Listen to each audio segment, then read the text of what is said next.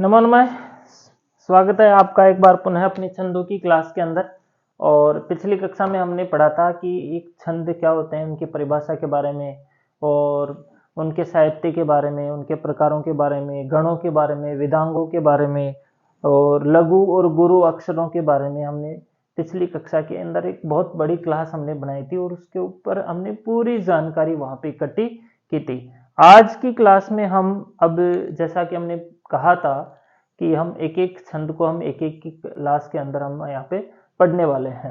ठीक है, तो आज की क्लास में हम अपने सिलेबस का प्रथम छंद यहाँ पे लेके आए हैं और छंद है हमारा प्रहर्षिणी। देखो परीक्षा में जो प्रश्न आ सकते हैं वो किस हिसाब से प्रश्न पूछा जा सकता है। सबसे पहले तो अगर छंद वहां पे दे देंगे कि प्रहर्षिणी छंद का लक्षण लिखिए, उदाहरण लिखिए, तो उसके अंदर हमें यहाँ पे चीजों को याद रखना जरूरी हो जाता है।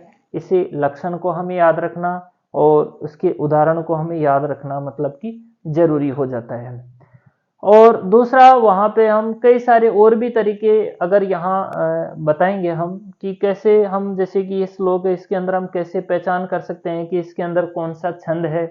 कोई लाइन आ जाए और उसमें पूछ लिया जाए कोई पंक्ति दे करके कि आप बताइए इसके अंदर कौन सा छंद है, तो उसके अंदर भी हम यहाँ पे चर्चा करेंगे और इनको बहुत ही अच्छे से हम सीखेंगे, समझेंगे कि किस तरह से हम छंदों की पहचान कर सकते हैं।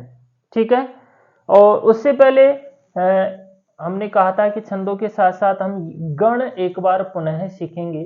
तो देखो गण में क्या होता है, गण 8 होते हैं। हल्की सी जानकारी हम यहाँ पे ले लेते हैं। कौन कौन से होते हैं? यगण, मगण, यमाता, रा, ज, भा, न, सलगा। इस हिसाब से हमारे गण चलेंगे। यगण, मगण, तगण, रगण, जगण और फिर भगण, नगण और सगण। और अंत में जो है ना लगा मतलब लघु और गुरु, ल फॉर लघु, ग फॉर गुरु, इस हिसाब से है ना। यगण का मतलब य माता, जगण का मतलब ये मगण का मतलब मा ता और रा, तगण का मतलब ता रा और ज, रगण का मतलब रा ज भा, जगण का मतलब जय भा न, और भगण का मतलब भा न शा, और नगण का मतलब न श ल और स ल गा। इस हिसाब से है ना, यह मा तारा ताराजभान, इस हिसाब से हम इनकी यहाँ पे गणना करेंगे। अब देखो यगण के जैसे यह लघु है तो इसे लघु और अंतिम दोनों गुरु, इसमें तीनों यहाँ पे गुरु हैं। ताराज में शुरू के 2 गुरु, एक अंतिम लघु। राजभा में पहला गुरु, अंतिम मध्य में लघु और अंतिम गुरु। जबान में लघु गुरु लघु, भानसा में गुरु लघु गुरु, और नस्ल में तीनों यहाँ पे लघु। और इस हिसाब से सगण का यहाँ पर चलने वाला है। ठीक है, अब हम यहाँ पे छंद की बात करें, प्रहर्षिणी छंद हम यहाँ पे पढ़ रहे हैं। सबसे पहले हम इसके लक्षण को जानेंगे कि इसका लक्षण क्या है। लक्षण ही हमें बताएगा कि प्रहर्षिणी छंद की हम पहचान कैसे कर सकते हैं। ठीक है, लक्षण है यहाँ पे नौ ज्रो गह त्रिदशयति प्रहर्षिणी। त्रिदशयति, त्रिदश मतलब 13, 3 10 10। ठीक है, 10 और 3 कितने हो गए? 13।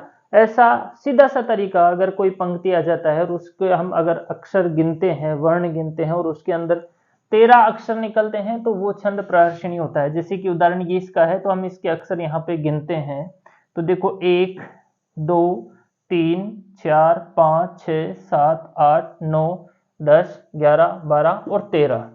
तो ऐसी पंक्ति जिसमें 13 अक्षर होते हैं वो छंद प्रहर्षिणी होता है। ये एक शॉर्ट तरीका है, शॉर्ट मेथड है।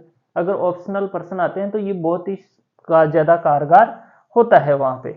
अब यहाँ पे अगर हम यहाँ पे बात करते हैं कि इसके अंदर कौन कौन से गण आने वाले हैं, तो देखो यहाँ पे शुरू में लिखा हुआ है म और नौ। ठीक है, फिर यहाँ पे लिखा हुआ है जय और रो, फिर यहाँ पे है गह। तो इस हिसाब से इसके अंदर मैं का मतलब हो गया मगन, न का मतलब हो गया नगण, जय का मतलब हो गया जगण, और रे का मतलब हो गया रगण, और अंतिम जो ग है इसका मतलब हो गया एक गुरु। प्रत्येक गण के अंदर 3-3 अक्षर होते हैं ना, 1 2 3 1 2 3, प्रत्येक गण में 3 अक्षर होते हैं। अब यहाँ पे 1 2 3 4 गण है, तो 4 × 3 बराबर कितने हो गए 12, और एक गुरु प्लस 1 ऐड करेंगे तो टोटल कितने हो जाएंगे 13, और ये कितना कह रहा है 13। तो ऐसे अक्षर जिसके अंदर, ऐसे छंद, ऐसे श्लोक जिसके अंदर 13 अक्षर होते हैं वो प्रहर्षणी छंद यहाँ पे होता है। तो ऐसे छंद तो अक्षर तो हम गिन लेंगे और उसके अंदर हम बता सकते हैं कि कौन सा छंद है, लेकिन 13 अक्षर और भी किसी छंद के अंदर आ सकता है, तो इसलिए हमें इनके गणों की गणना करना बहुत ही आवश्यक है। ठीक है, तो जब हम यहाँ पे मगण की बात करते हैं तो यहाँ पर 4 गण यहाँ पे रहने वाला मगण की अगर हम यहाँ बात करेंगे तो शुरू के अंदर 3 गुरु आएंगे।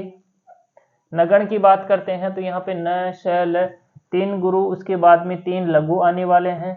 जगण की बात करते हैं तो जय भा न, रगण की बात करते हैं तो रा जय और भा, इस हिसाब से, और अंतिम गुरु।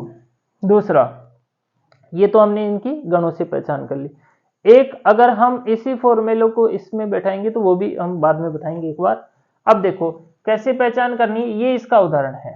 इसके हम सबसे पहले मात्राएं छाटेंगे, लघु गुरु लघु गुरु। ठीक है, अब लघु गुरु छांटने के लिए हमने बताई थी कि लघु तो हम किसे कहेंगे जिसमें ए ई उ और री और री ह्रस्व स्वरों की मात्रा हो उसे हम, ठीक है, लघु कहेंगे। दीर्घ हम किसे कहेंगे, गुरु हम किसे कहेंगे साहब, दीर्घ स्वर होंगे उन्हें हम गुरु कहेंगे। ठीक है, और उसके ऐसा अक्षर जिस पर अनुस्वार हो या जिसके बाद में विसर्ग हो या फिर जिसके बाद संयुक्त अक्षर हो तो उसे भी हम गुरु कहने वाले हैं। ठीक है, अब इस हिसाब से देखिए यहां पर अगर हम यहां पे बात करते हैं नी की, नी के अंदर ह्रस्व ई की मात्रा है और इस हिसाब से इसे हम लघु कहेंगे, लेकिन नहीं, नी के बाद का वाला अक्षर देखना है तो नीर, र आ रहा है, र क्या है संयुक्त अक्षर, हलंत अक्षर है, तो इसका मतलब जिसके बाद में संयुक्त अक्षर आ जाए वो अक्षर गुरु माना जाएगा। यहां तक हो गया। दी भी इसके अंदर ई है, ह्रस्व ई की मात्रा है तो इसे भी लघु मानना चाहिए था, लेकिन दी के बाद में श षटकोण का जो है वो आधा अक्षर है, अधूरा अक्षर है, संयुक्त अक्षर है, तो इसे भी हम गुरु मानेंगे। टा वैसे भी दीर्घ, वैसे भी गुरु है क्योंकि आ की मात्रा है और इस पे अनुस्वार लगा है, तो वैसे भी इसे हम गुरु मानेंगे। तो ये 3 का जोड़ा बन गया, 3-3 का यहाँ पे जोड़ा बनाना है। ठीक है, कु ह्रस्व उ की मात्रा है तो इसे लघु मानेंगे, ल ह्रस्व तो इसे भी, प इसे भी लघु मानेंगे, ती इसे भी लघु मानेंगे, ना इसे हम दीर्घ मानेंगे, गुरु मानेंगे, च इसे हम लघु मानेंगे। यहाँ पे हम 3 का जोड़ा यहाँ पे बना देंगे और 3 का जोड़ा यहाँ पर बना देंगे। च तक हमने कर लिया। प के बाद में रह है तो इसे हम दीर्घ मानेंगे यहाँ पे, न लघु, शा ये गुरु और ये अंतिम जो है वो गुरु है। इसको भी हम यहाँ पे 3 का जोड़ा बना लेंगे। अब देखो तीनों ही गुरु आ रहे हैं तो यहाँ पे पहचान करनी है कि तीनों गुरु किस में आ रहे हैं, मातारा मतलब मगण में। किस में आ रहे हैं, मगण में। ठीक है, उसके बाद में तीनों ही लघु आ रहे हैं, तीनों लघु की पहचान करनी है, किस में आ रहे हैं, नगण में, तो यहाँ पे नगण। फिर यहाँ पे लघु गुरु लघु, लघु गुरु लघु किस में आ रहे हैं, जगण में। और यहाँ पे गुरु लघु गुरु, गुरु लघु और गुरु किस में आ रहे हैं, बगण में। और अंतिम गुरु। ठीक है, अब देखो मैच करो इसको, मगण मगण, नगण नगण, जगण जगण, रगण रगण। ठीक है, यहां पे रगण, लघु भानसा,